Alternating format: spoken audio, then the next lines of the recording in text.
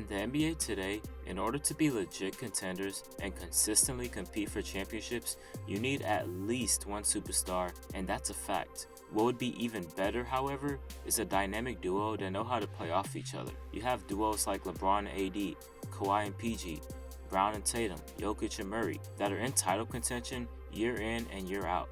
We're simply in the duo era now, there's no doubt about that. However, Brooklyn might have something to say about that. It's evident that you need at least two guys that are stars in order to really compete. And luckily for Cleveland, they drafted the young duo of Collin Sexton and Darius Garland that are on the rise, and those two guys could potentially be talked about as one of the better duos in the NBA in short time. Everybody had questions on if the whole two smaller guard tandem would work out, including myself, but so far, they're kind of proving us wrong.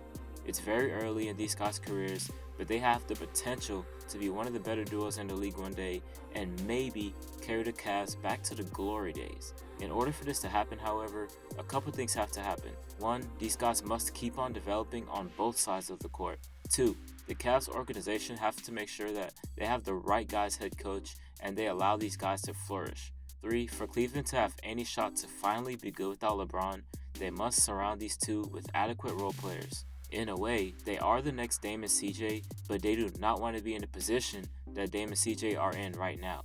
Before we continue, like and subscribe if you want to. We are on the road to 700 subscribers, but without further ado, let's talk about Sexton. We all know that the city of Cleveland, for the most part, is always starving for success in the sports world. Sticking to basketball though, we all know that the Cavs are great with LeBron and horrible without him. But now things are looking up so far for Cleveland, as it looks like they can finally be serious playoff contenders in an improved Eastern Conference. Currently sitting at 8-8, which is good for the 6th seed early on, we can attribute much of this early success to Collin Sexton and Darius Garland, also known as Sexton. After drafting Garland in the 2019 NBA draft, there were many questions surrounding the move. With Sexton already on the team, why would they draft another point guard? People had the idea that they were both two very shot-happy, smaller guards on the team. How the hell would that work out? I personally did not like the move for Cleveland, although I was very high on Darius Garland coming out of college. But it was obvious they're trying to go for the Dame and CJ type of duo. And my first question was, can these guys coexist? I think that's the first question that has to be answered by this Cavs organization. Luckily for them, both guys are pretty damn good shooters. Collin Sexton has really surprised me with his shooting in the NBA so far, considering the fact that he struggled with efficiency at times at his lone year at Alabama. So far in the NBA, the dude has not shot under 38% from 3. Let that sink in. And now he's shown the ability to make contested shots at a very, very high level. Just ask Kyrie Irving and the Brooklyn Nets.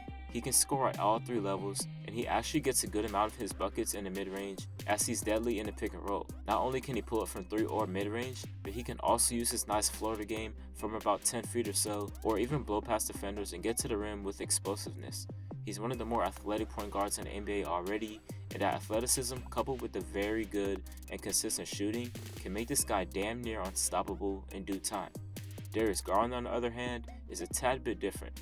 He's also a bucket, but he loves to use his skillful handle to get separation on the perimeter and to blow by defenders. He definitely has a smaller frame, but he knows how to get by defenders with his slithery type of game, kinda like a Kyrie Irving.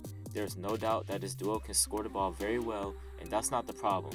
However, I do have a problem with them facilitating the ball. Neither guy is a crazy good passer or anything like that. They will make the right pass most of the time, but nothing special.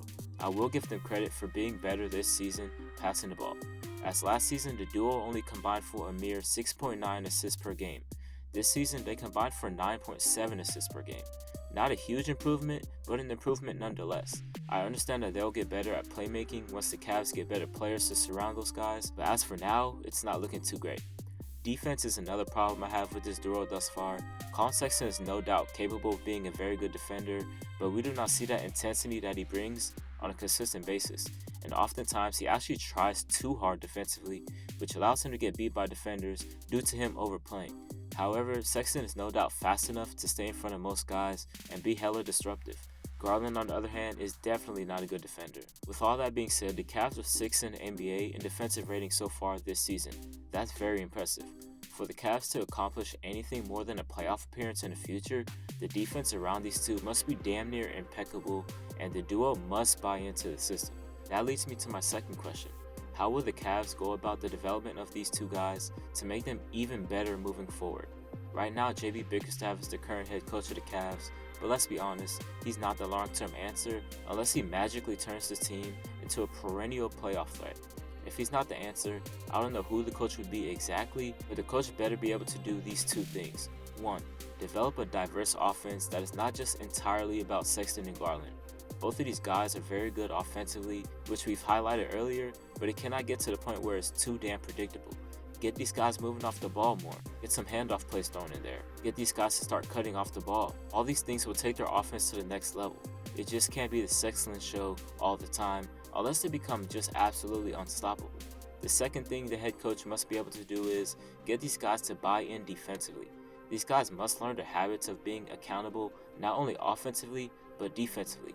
More than likely, these guys will not be all NBA defenders by any stretch at any point in their careers, but they have to get them to the point where they're at least showing effort, and it'll go a long way.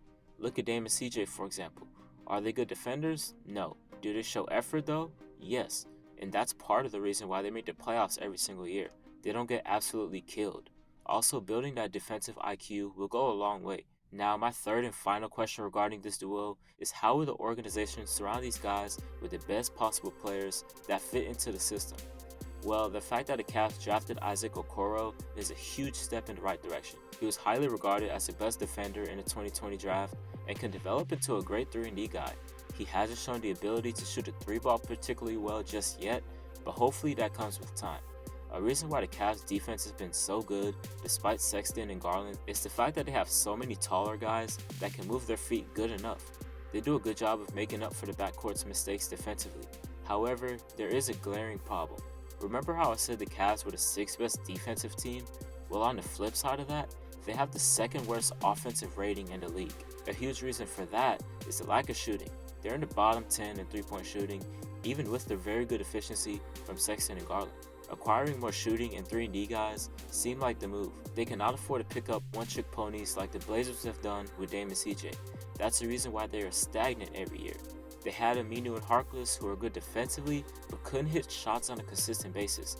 They had and have guys like Mario Hezonja, Carmelo Anthony, Myers Leonard who could help out offensively no doubt, but couldn't play defense. You get where I'm coming from. Cedi Osman is a keeper if he can buy in defensively. Prince is a keeper, at least temporarily. He can knock down some shots and play some good perimeter defense. Jarrett Allen is definitely a keeper in my eyes. They need that defensive anchor to clean up the messes from the backcourt. If I'm the Cavs, I trade Andre Drummond, Kevin Love, and JaVale McGee and get a couple more switchable wing type of players who can also hit the 3-ball. Larry Nance is a keeper in my eyes if his 3-ball can continue to be a consistent thing. All in all, I see these guys being very good no doubt, but there are limitations unfortunately. This duo will be very exciting and win some games and put up a lot of points, but I just don't see this duo winning anything significant in my eyes. However, if the Cavs organization does not mess this up and actually builds a solid team around these two guys, I think they can be very, very successful and win a lot of games in the near future. I obviously want to see them win, no doubt. Now that being said, let me know how you feel about this backcourt of Collin Sexton and Darius Garland. There are still a lot of questions to be answered with this duo, but they are very exciting and they have shown a lot of promise so far. They've actually proven a lot of us wrong so far. Let's see if they can keep it up. I hope they do. But with that being said, this is Jimmy from Just the Facts, and I'm signing out. Peace.